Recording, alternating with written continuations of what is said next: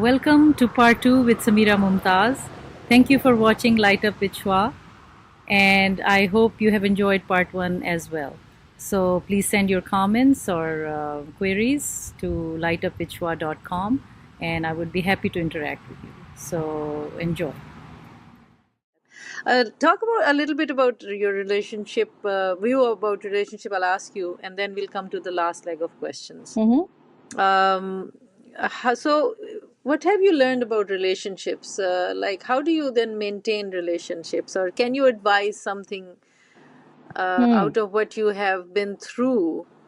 That how to value them or how to maintain them, because when you have everything, you're okay. When you don't have it, you have a different approach. So a combination of that, if you can share something. And when you say relationships, I'm going to You'll be talk talking first about friends and you can talk about friends, but first give me a little bit about marriage relationship. yes. Like, what really do you miss about being with your partner, or what? I miss Yeah. as much as I miss the fights. Okay. I still feel that I wish we didn't waste so much time on petty issues. When I look back, and we had 7 years of marriage. It was going to be 8 in November. Yes, almost 7.5 years of marriage. I immediately after that, I was like, and I still say that life is too short, and we tend to waste our energies and our minds on the pettiest of issues. Have a bigger heart. I've realized I need to have a bigger heart to understand what the other person is also going through, and to value the present, the current moment. That is extremely important. When after that I would see young couples getting married, I think that's one advice I've been telling them, enjoy yourselves and learn to Tell them how forgive. how to enjoy. Like, yeah, enjoy, but how? I think I realized that we have all these notions of what love is, and and I think sometimes I often think that maybe love is actually the willingness to compromise. The willingness, it's not that it's been forced upon you, the willingness to compromise with mutual respect, obviously, and with that kind of understanding. And you need to have understanding. Did your husband Khurram respected you? Well, I think that the fact he did, and yes, I now that I'm as a single mother, and now that I'm alone, and in so many aspects, when I see people objecting to what I do or what I say, or I realize he was so he gave me so much space. Okay. And he never questioned my choices, and he respected my decision as a mother, as a housewife. And I also studied ahead. It's very important right here to mention that I completed my MPhil research work. Okay. Actually, my viva took place a month before his demise. Oh. So which means he was extremely supportive of me studying ahead, even with the 3 children. Even with 3 children, and it was non-stop. I would put my kids to sleep at 8 p.m. and I would study non-stop till 2 a.m. in the morning. And if he would be coming late, he would sometimes bring me goodies and snacks to eat. I gained a lot of weight during that time because of him. But that I think that shows. I think that answers your question. Yes, thank you. And he was more tense than I was when my results had to be announced. Okay, yeah. And the moment it did, he said, "Why don't you start a PhD?" And I said, "Okay, you're doing this because so that I divert my attention from you to my studies." So I wanted to ask, like, what did he like about you that he wanted to marry you? If you can share that. Yes, I asked this question many times, and this was not only answered to me during his life, but even after it, because he had told this to And I'll share what he had shared his family. He said, I chose her because I wanted to marry a woman who was strong, confident, independent, not who would share my problems rather than put them on me. And and he used to say that when the moment I step out of the house, all I have to worry is about my career, my politics. I don't have to worry about anything. And then when I come back home, the bills have been fixed. Oh, The okay. bills have been paid. Oh, really? So he didn't want a wife who's waiting, like, can you do this? He wanted Yes, a yes. And self-efficient, self-sufficient person. self-sufficient, although he did not mind whenever I Uh-huh. would ask him. It's not that he would deny that I'm not going to do this or that, or I've done things for him as well, picked Yeah. his clothes from his tailor. Oh, While that's not a unusual thing for yes, a working woman. Yeah. But that's what I'm saying. It was mutual. He wanted somebody who would reciprocate, actually, in terms of He didn't want both any emotions and practicality. very too, I would say. Somebody who would be dependent upon him Yeah. entirely.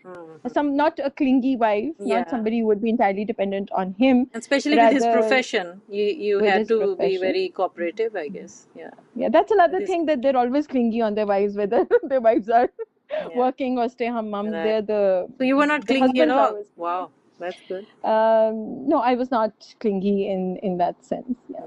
Okay, good. Okay, in that sense. Okay. Are you afraid of anything at this stage of your life? To be very honest, I'm afraid of life itself, in the sense that I would wish to live a little longer and see my kids settle in life. I think having a sudden death in the family puts you in that kind of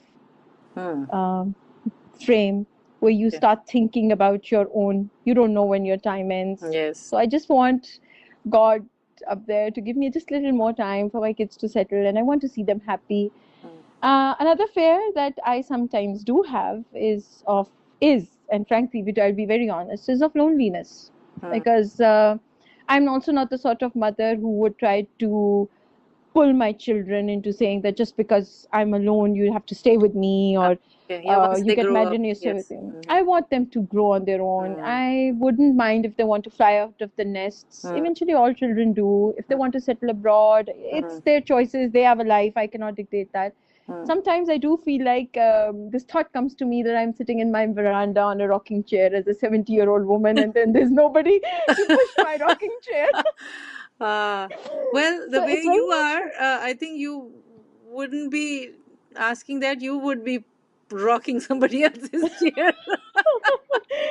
Well, and I'm blessed to have amazing friends. That's good. I'm blessed to have friends. And the thing about relationships, I just want to add one thing, whether you're married, whether you're single, whatever stage of life you are, I always advocate that you must have positive friends. Yeah.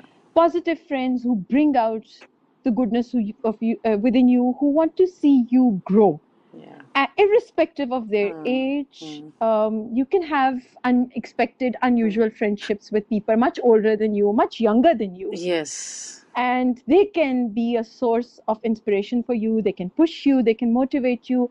Keep those friends close to you because they sincerely want to see you grow. Yeah. They can be friends who may look at you as somebody inspirational, and they may want to cling to you. They may derive positivity from you. Keep them also. But better to let go of people who try to pull you down. Yep, that's and very who important. discourage you. That's very important. And But to I also tell them, recognize that, it's the first thing is to recognize that. Actually. recognize that. And And then if any relationship, married, not married again, any relationship that brings out the negativity in you is not worth keeping. It's not. If something that changes you and brings out the negative in you, it's not worth keeping. Because you've got a small life. It's only going to come once. There are no reruns, no retakes, no sequels.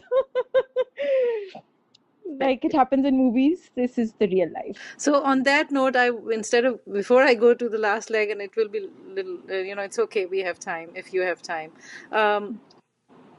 You do an amazing service during the month of fasting. So I have not talked about that, and I would love you to talk about it. That you do that with your friends, because that reminded me of that also. So please talk about Aftari on Wheels. Yes, right? It's called Aftari on Wheels, which means we fasting.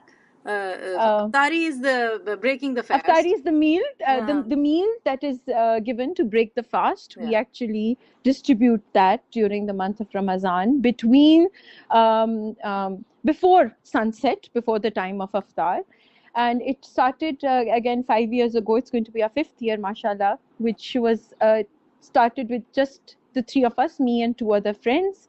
And we wanted to do this, and when we brainstormed, the 3 of us wanted to do the same thing. We wanted to give back, and we felt that we saw hungry people on the streets, which made us motivate that we need to feed people, and we need to do something. How do you we wanted to contribute. Like you, I'm sure only 3 of you cannot do everything. So how do you do it, right? It just started off with our own pocket monies, and we did it only on 2 Fridays in the first Ramzan, which was 2013. Then and it was we kept it secret and we kept it private. We thought, maybe people are doing so much, what contribution are we making and all of that, and so we didn't want to show off and so on. But when siblings found out, my brother, when he found out, my sister, and so on, and they said, why did you tell us? I found out, and I want to know more. And if you have a website, and how people can contribute. I have a page now. Alhamdulillah, after 5 years, it's been so amazing. We just not only have friends, families, and regular contributors who contribute, and especially people who live abroad, who may not be able to give zakat over there. And Ramzan is also a time when people are giving out alms. Because it's coming again. May. It's coming again. Yes. Are you planning to do it again? Yes, inshallah. I have a page called Aftari on Wheels. Okay. And page on Facebook? A page on Facebook. It's called Aftari on Wheels, and we also, put up photographs of whatever we're distributing. Basically, we have food cooked. It comes to our place. We pack the food ourselves, and then we put it in our car. I drive, my friends are at the back. The car is fully loaded, like up till here. And then we go out on the road. Sometimes we do roadside distributions. And we also we target areas, which when we find out this is a particular village or a particular neighborhood. So we try to make the effort to go there. And another important thing that I would like to mention here, because this is a frequently asked question, which is how do you determine whether one deserves or not, or whether one is a Muslim or not?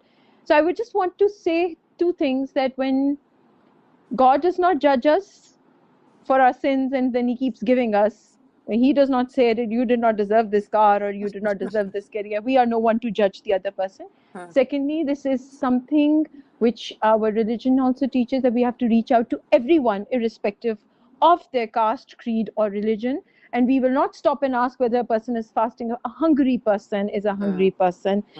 And we give them very nutritious meals specifically focusing on protein and calcium and fruits. It is compulsory for us. We made it a compulsion that we have a healthy pack going out, things that they do not actually get to eat. And we have come across some extremely, moving. It's been moving. It's been a very humbling experience and a learning experience, which is why it just gives us the adrenaline rush to do it again and again and again. Alhamdulillah, it's getting better. For strangers, they communicate us through, they inbox us if anybody is interested, and then I tell them whatever the payment method is, and we do it accordingly. And wonderful. So is there a website also other than the Facebook page? Because no, there is no website, but there's the Facebook page. And then mashallah, we have volunteers coming up now. Last year we had 3 volunteers who helped us with they come home, they help us with the packing. So how many and even people my have you children are served? involved. How many people have you served every year? Like, is it increasing, and how many can It's increasing. It's increasing. At least we've been able to. so let's say I last think Ramadan, last Ramadan, we gave out roughly 3,000. The statistics are all there on the page. Oh, okay. But roughly we gave out 3,000 aftars, Okay. aftari packs. And we also give ration packs. Ration is the grocery sufficient for a family of 4 for 1 month. All right. Oh, okay. And so that grocery includes, all the basic necessities. There are pulses, there's rice, sugar, wheat flour, oil, tea, which is sufficient for, let's say, 4 people so that they can fast. So we gave about 100 ration packs last year. And it's increasing. Alhamdulillah, it's increasing in a good way. Alhamdulillah. Good. He's the one. He puts the barakat in it. So that's good. The blessings are there. Yes. The blessings are there. Wonderful, wonderful, Samira. You're doing some good work there. Keep it up, and hope we can all join you in that. Thank you. Wonderful. All right, let's come to the last leg of questions. If you need to drink something, please go ahead. Is this like a rapid fire round? Am I going to get something after this? When you said these last leg of questions, I just felt like a celebrity. I was like, okay, I'm on a talk show. Well, you are, because you have no idea who. I mean, hopefully, all the appreciation will come by when they see you. You will be seen in a small rural town of Massachusetts, in Groton, to Boston, to Pakistan, to Saudi Arabia. Who knows who will be? So we need to. You are a celebrity. You are my celebrity.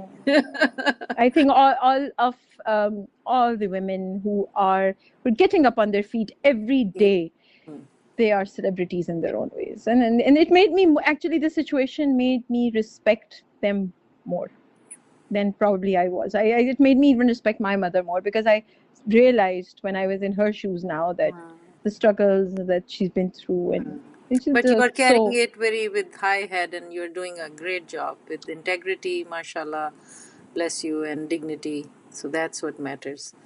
So we all, as I always say, and that will be in my talks and all, that there is always a test ready for you. Yes. You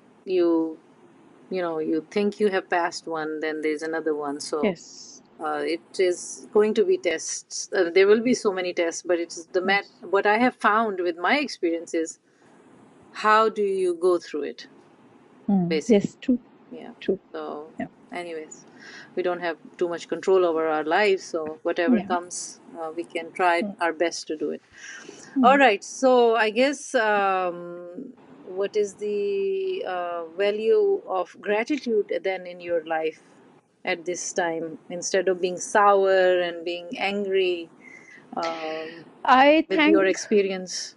With my experience, I have learned to first thank God and Allah Ta'ala for what I don't have.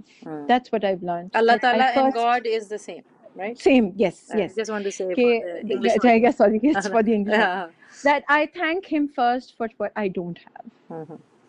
And then I thank Him for what I do have, because it makes me appreciate what I do have. Okay, wonderful. And it gives me a sense of contentment and satisfaction. Tell me, what is the value of time?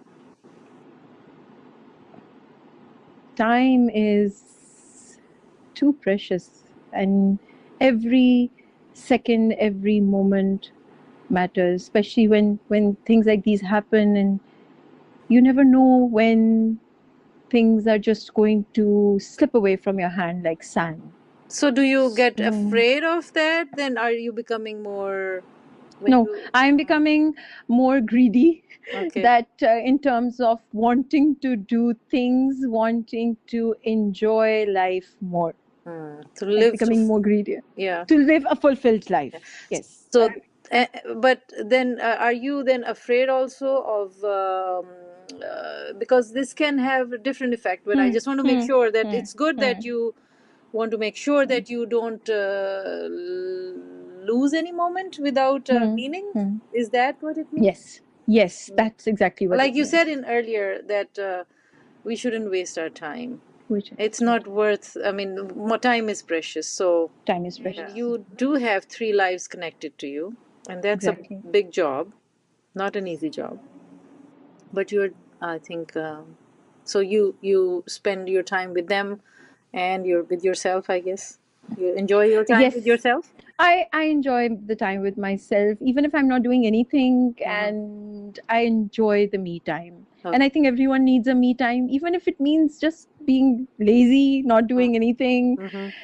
It's very important for everyone. Everyone, man, woman, working, not working, single, married, to have that time for your sanity. Okay. You need to nurture your sanity. Good.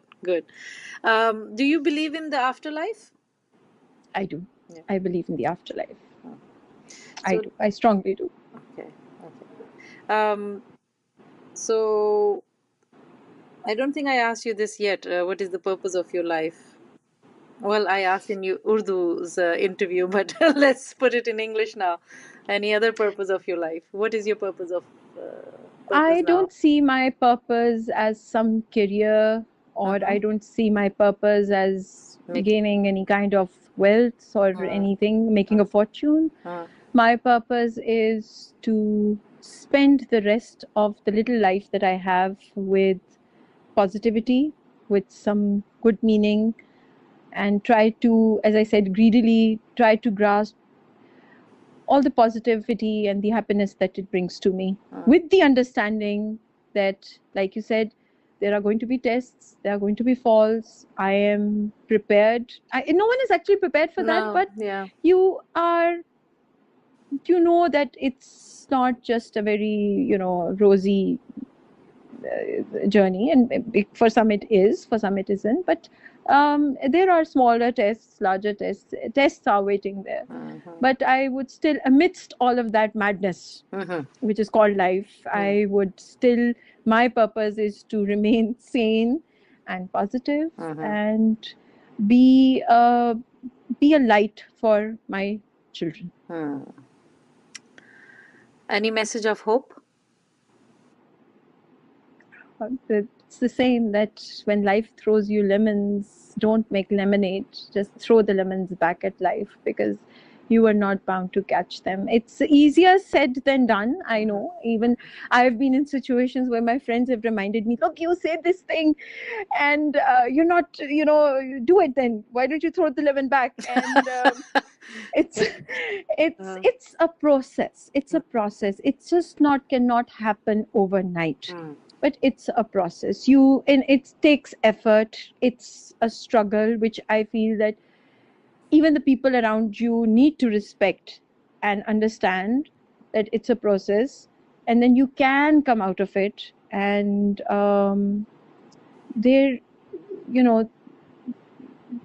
just like I said, that birthing is a process. Creating, even God, when he has to create something, it is a process. So hope, going towards that. You will never be able to achieve complete happiness in your life. You'll have to collect those moments, and that is a process. Nevertheless, it has to come from you and you alone. Good, thank you. And I will ask you my last question. What lights you up in all the chaos and the goods and the bads of life? I think I answered the same way, that when I look at my children and their gestures, their understanding of life, when I look at that spark in the eye and I see them as wholesome human beings, it lightens up my day. And whether it's a comment with these little love you notes, my whole room is actually covered with these hearts and these love you notes, that one day my son goes, why are we such a love you family? Oh, he said that. Cute. He said that. Oh, He's so like, this, I love you, Mama here. I love you. and You he know, also because puts the notes, right? He's also he also very posts the and notes, posts the and notes, he and got, then he like, says, for example, he got chicken pox and his sisters made a card for him, and I've posted this on, I have this notice board in the room, and he just goes and he says, being a typical boy that he is, why does it everyone have to, everywhere it's written, I love you this, I love you that, why are we a love you family? "That's so cute." So it lightens up my day. It just lightens up my day. What else? I think connecting with my my mother lightens me up a lot. She brings sunshine into my life, because having, even if I get 5 minutes to talk to her, it just her insights, her understanding, her patience, actually, teaches me a lot. Then I love to travel and go, especially to Pakistan. I've been everywhere in the world, like not everywhere, but I've been fortunate enough to travel abroad as well. But somehow being close to my home country and my home, and taking my kids for traveling, and that lightens me up. Spending time with them. Wonderful. And yeah, that's it. Thank And then you. friends, good people like you. This matters a lot when you even sit with somebody for 5 minutes whom you can connect with on such a positive level. It just brightens up your day, and you get the feeling that your day is going to go fine. So I keep those people very close to my heart. Who I brighten hope, up. inshallah, I hope to come and meet you there too in person, and meet your friends and family, and maybe have another interview there. Have another conversation, actually. I enjoy talking to you also. Thank you. Thank you so much, Samira, for your time. It was wonderful talking to you. My pleasure. Your My pleasure. insights. I hope the message is clear. You have given us hope, and stay happy, stay hopeful, move forward, and go with what you want. And I like that you said, live on your agenda, not other people's agenda. So that's what it is. Thank you for watching part 2 with Samira Mumtaz on Light Up with Shwa. It's a weekly podcast on conscious living and parenting. I hope you have already subscribed to it and will share, or already have shared, will rate and review. So I am looking forward to hearing from you, any comments, any queries. And please do let me know if you like part 1 or part 2 or both, and what part of the episode did you like, any question, what was the highlight, what did you like, any comment on both the episodes or any other episodes of Light Up with Shwa. I would be happy to receive your feedback, and looking forward to interacting with you. So keep watching Light Up with Shwa. Thank you.